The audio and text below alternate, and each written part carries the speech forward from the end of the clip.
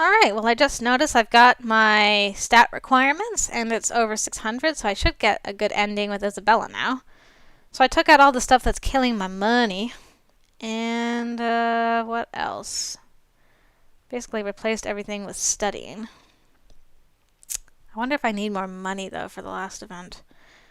Should I maybe...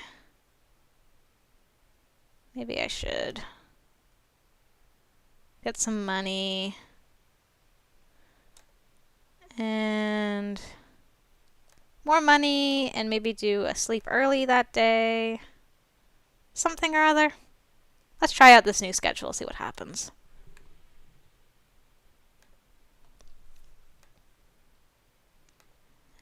My coworker really likes black. That was interesting. Who's awesome? I'm awesome. An event. I wonder how Isabella's doing at work. I think I'll check in on her. Of course, it has nothing to do with how hungry I am. I head over to the cafe, opening the door and scanning for Isabella before I take a seat. Oh, hey, good looking. Give me a second, I'll bring you over your favorite. Oh, thanks, Isabella. Isabella goes about her task, and after a few moments, I'm afraid she's forgotten about me. Oh no. Oh no, not you again. That's when I notice the door, and Chad walking in. This might be a bad thing. I duck down in my seat a bit. I don't want to cause a scene, and I certainly don't want to antagonize the football player. I'm sure he wouldn't do anything violent, but still, there's no need to cause a ruckus. Besides, if Isabella needs me, I want to be here. Luckily, Isabella doesn't notice him at first and keeps serving other customers. Finally, after a few moments, I hear Chad clearing his throat loudly. Ahem! Hey, Isabella, I don't get to have a word or nothing. I don't see why you should get a word in. Do you honestly feel like there's something to say? Because I don't particularly. Come on, don't be like that, baby. Look, I'm sorry I screwed up. Doesn't mean we can't have some good times, right? You really think that's all it's going to take? Isabella sets down the tray she was carrying with enough force that the sound echoes through the whole cafe. We're over, you bastard. You had your chance at greatness and you frickin' blew it. Now scuttle off and leave me be. Come on, baby. I'm not the only one missing out. We had some good times, right? I've made some mistakes, sure, but I'm coming to you on my knees here. Oh, are you? Really? Because you look like you're standing perfectly well to me. You don't even have flowers or chocolates or anything. You're not even trying. Don't get me wrong, I'm glad you didn't bring me flowers. I'd hate to think you wasted your money. We done here? Come on, you think you can do better than me? Just forgive me already. As it turns out, yeah, I can do a lot better than you. I can do a crap ton better than you. Chad looks at her confused for a moment, then anger comes over his face. You're already dating someone else? Already? Screw them, where are they? I'll show them what they get for touching my woman. Oh. As much as I'd like to go toe-to-toe with you, I know Izzy can handle herself. I think for a moment about jumping in and sticking up for Isabella, but then I realize I'd just be butting in. This is between Isabella and Chad, and she doesn't need me sticking my nose in. Your woman? Your woman? Oh, what? I was some plastic doll for you to parade out for your friends? This is my car. This is my cell phone. This is my woman. Screw you, you pig-headed asshole. The only person I belong to is me. Chad practically reels from the verbal assault. He staggers back a bit from Isabella's angry stare. I didn't mean it like that. I'm just saying, you know, I thought... No, you didn't think. See, if you had thought, ever, even once, you would have been doused because people would have thought a fire was starting. Get out of my store, Chad. I have no use for you. Neither does anyone else. Go hang out with your bros and belch the alphabet. We're done here. Isabella turns and stalks behind the counter. Chad looks stunned and ashamed and just turns to walk out. Woo! He catches sight of me as he goes, but after a lecture like that, he can't even muster a sneer. He just leaves quietly. Shut down. A few minutes later, Isabella comes out of the back and spots me still sitting there. Oh man, you saw all that, huh? What an asshole, am I right? I just smile and nod. Thanks for not butting in. I hate it when people try to fight my fights for me. I know. Pardon me, choking. Well, you're a very strong woman, Isabella. I knew you'd be fine. Well, thank you anyway, sweetness. Come see me after my shift and I'll make sure you know how grateful I am. Besides, I've got a lot of stress worked up that I need to get rid of. I blush and nod, smiling at her.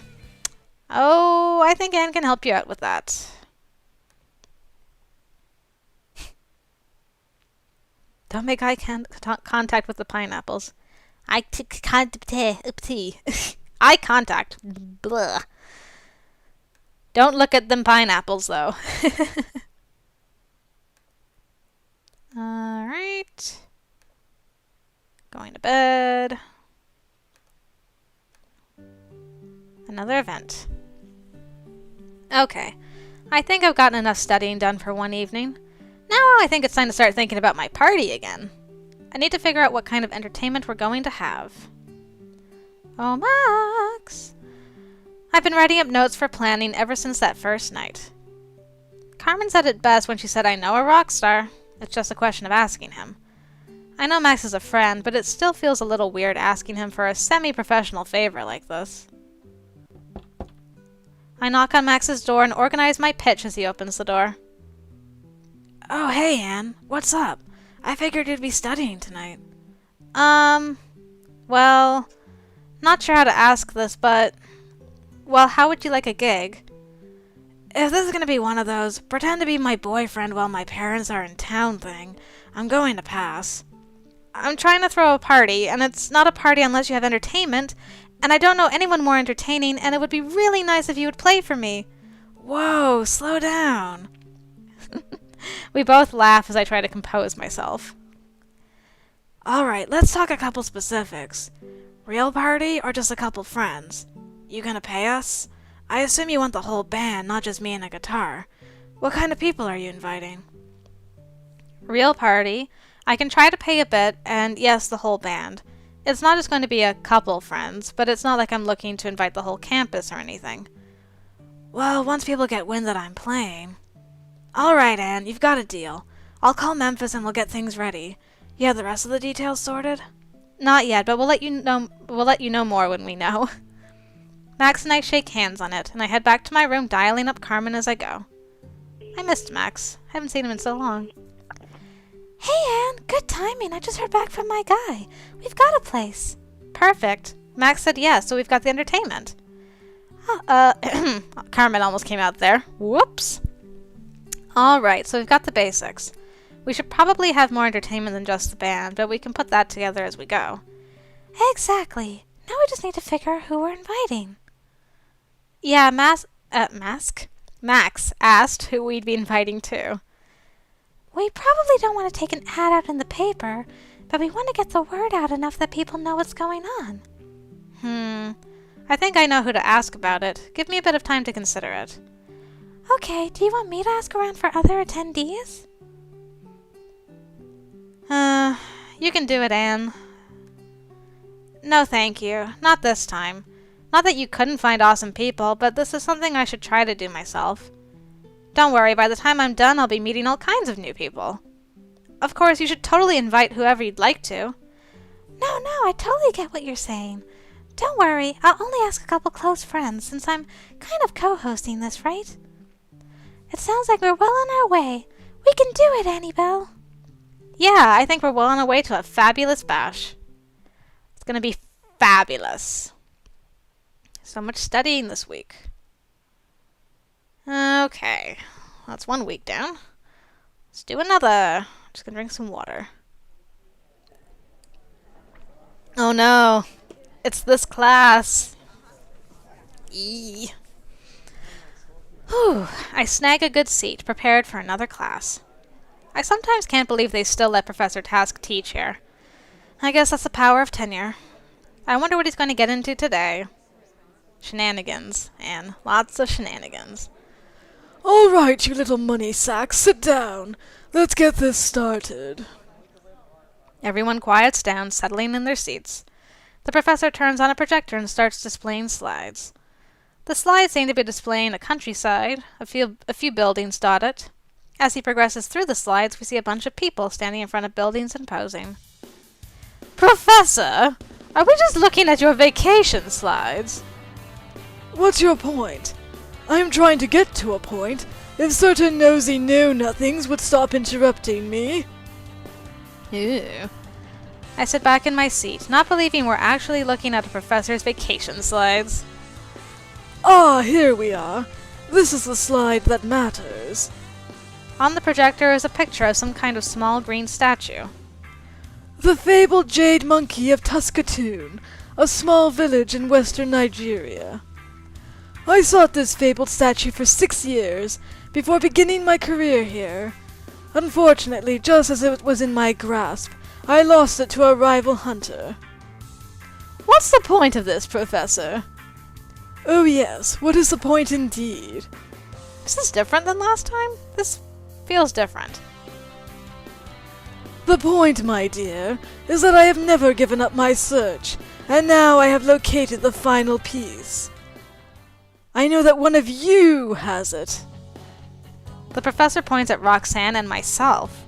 The rest of the class gasps in surprise. This is different. He's not trying to make out with me this time. Why? Whatever do you mean, dear Professor? Yeah, what are you talking about? Oh, don't play dumb with me. Give up the jade monkey, and I won't have to spring the trap I planted on both of your chairs. The professor pulls out a small switch attached to a radio transmitter. I look under my chair and see the dynamite he planted there. What? I don't have it. Roxanne is smirking. She must have it. I stand up, pointing my finger squarely at Roxanne. I should have known, Roxanne. I should have known. Give it up already. Roxanne frowns and reaches into her backpack. When her hand comes back, it's holding a small jade statue. There it is, my pupil. Get the statue and you shall want for nothing. I nod at the professor, glaring at Roxanne. For her part, she just smiles, cocking her hand and waving me on. Are we going to get into a kung fu battle? Yes. I jump up, kicking off of my desk so I can fly across the room to where Roxanne is. She blocks my initial punch with a swift motion of her arm. Wait, that was Crane meets a traveler? It cannot be. You are from the Death Hand School?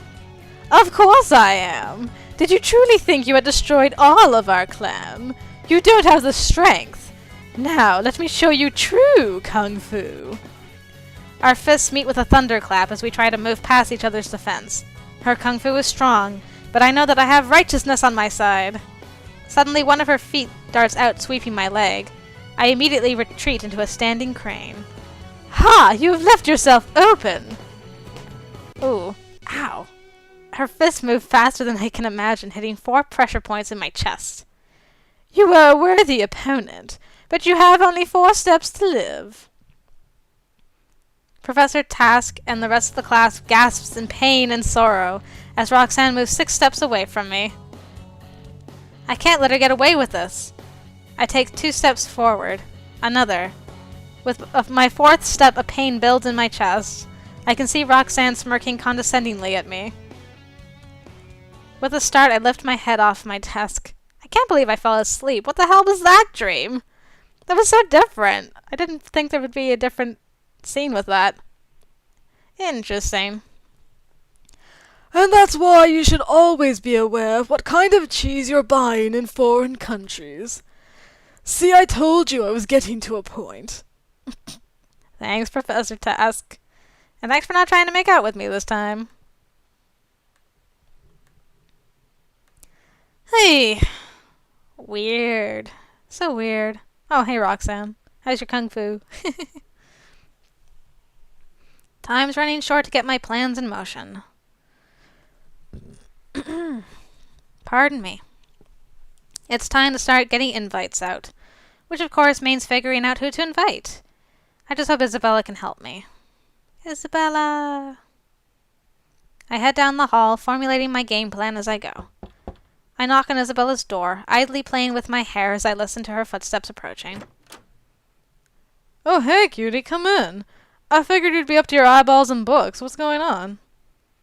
Oh, I've got some studying to do later tonight, but I needed to ask you about something first. Sure, anything. Well, not to draw it out for too long, but I'm throwing a party.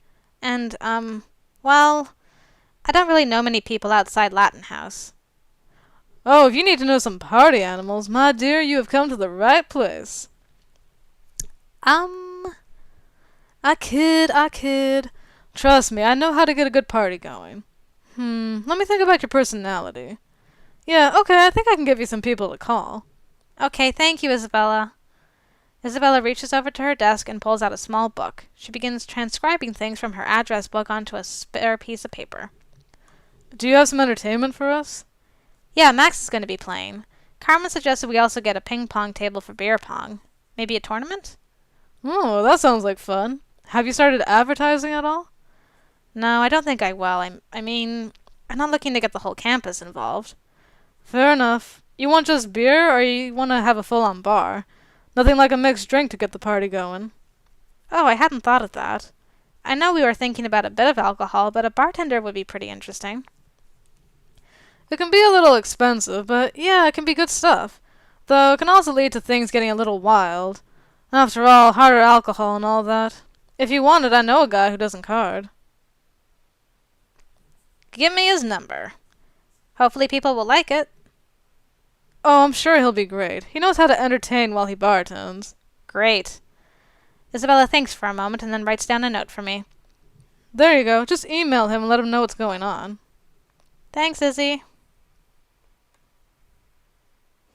Artichoke to death, long before his time.